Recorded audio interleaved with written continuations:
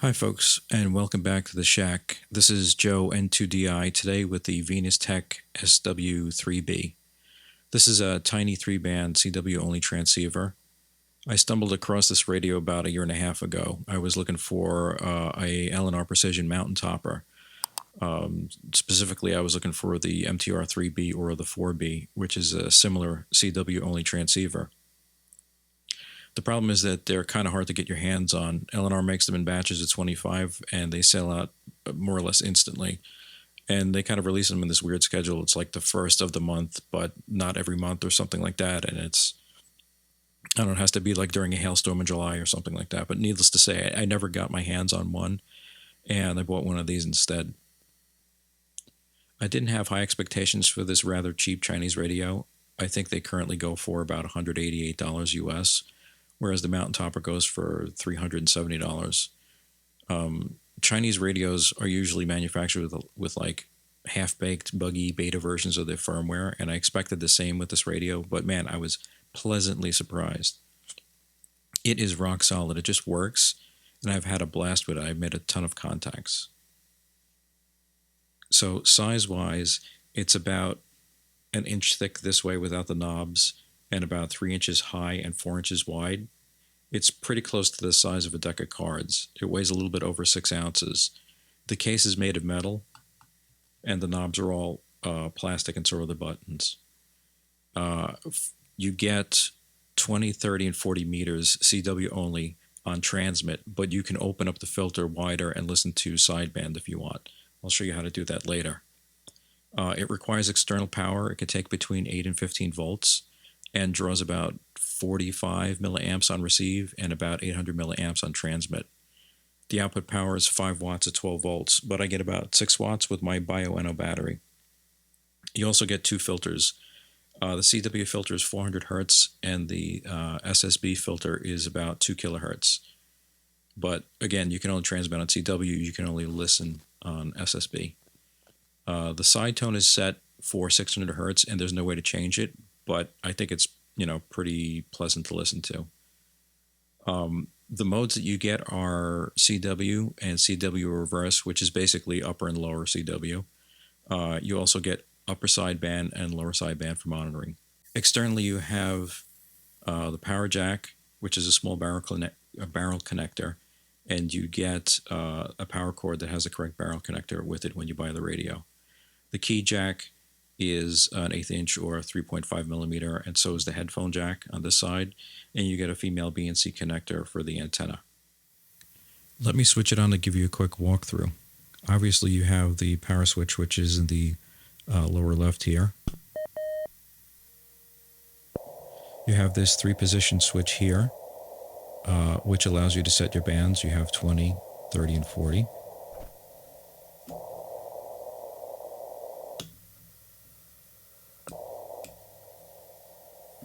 You have an RF gain knob and an AF gain knob or volume knob. And this transceiver has a simple audio AGC. The CQ button here has a couple of functions. If you short press it, it'll play a single saved message.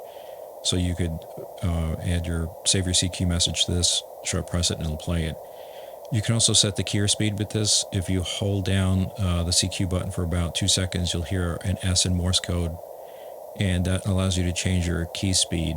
And then what you do is you hit your paddle, either the DIT paddle to speed things up or the DAW paddle to slow things down. And then you short press it to exit, and you'll hear an E in Morse code for exit. To save your call sign to the memory, what you do is you press and hold that CQ button, and after about 2 seconds, you'll hear the S in Morse code for your speed setting, but you'll continue to hold it down and only hear an I character in Morse code. And then you can just key in your message, and when you're done, you press the CQ button to save and exit. If you short press the RT/mod button, it'll switch on the RIT, and then you can turn the VFO knob to change your RIT that way. If you switch on RIT and you press in the VFO knob, it'll switch to XIT for transmit incremental tuning, and you could turn the VFO knob to change your transmit frequency. And That's how you're going to have to operate if you need to operate split, because this transceiver doesn't have a split function. You're just going to have to use the transmit incremental tuning. If you long press the RT mod button, you'll switch modes and filters at the same time. Any CW mode like CW or CW reverse will use the 400 Hz filter, and any sideband mode like upper or lower sideband will use the 2 kHz filter. So there we switch to CW reverse, if you see up there.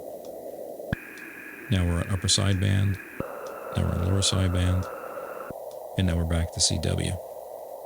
Short press the M/V/save button here to toggle between memory and VFO. A long press of the button will save the current frequency to the memory slot. And in VFO mode, if you press the VFO knob, you'll select different digits for tuning. So right now we're in memory mode. And if you see when I rotate this, we're changing to different memory frequencies. If I press that again, now we're in VFO mode, and you could just tune it around like you normally would.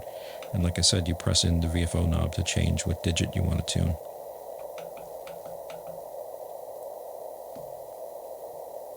On the display, you have one meter down at the bottom here. It's the S meter. It'll show you receive, and it'll show you your output power. There's no SWR meter, unfortunately, on this radio. That's one of the downsides of it. But you could look at your output power and get an idea what your SWR is, because the radio has a foldback feature where if the SWR is high, it'll scale back its power. So you could look at the output power and adjust your tuner to see if you have a good match or not. So that's what I do. If you press the RT mod and the MV save button at the same time, you can adjust the screen brightness. It has 5 settings, 1 through 5. Press them again to get out. If you want to use the radio as a code oscillator, just to hear the side tone, there's no practice mode, but what you can do is you can turn your VFO knob until you're basically out of band, and the radio won't allow you to transmit. You'll get this error message, but you could still hear the side tone.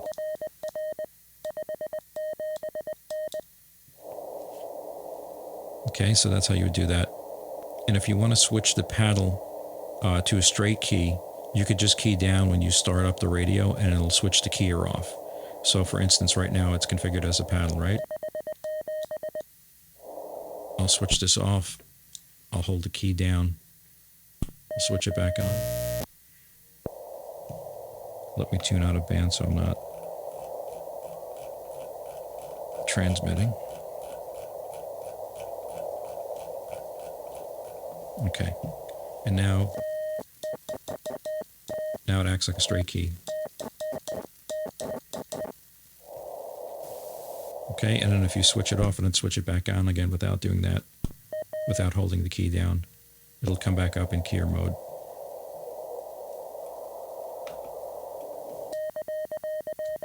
See?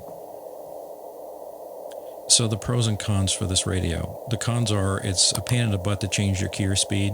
You know, you have to hold down the CQ button and hit your DID or DA paddle. You're not going to be able to do that on the fly. So that's one of the downsides. It only has one CW memory slot to play your CQ message, and that's it. And there's no SWR meter, although you can use your output power to get an idea of what your SWR is, or use like an external meter.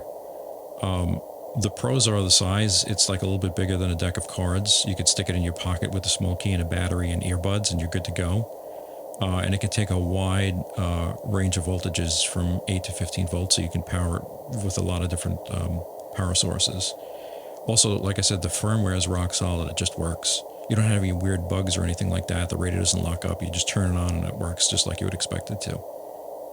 So if you're in the market for a 3-band QRP CW transceiver, I would consider the SW-3B. I'm not affiliated with the company in any way. I'm just the guy who bought the radio, and I really like it, and I think you might like it too. So with that, folks, from the shack of Joe N2DI, I wish you all happy hunting in 73, or in this case, 72.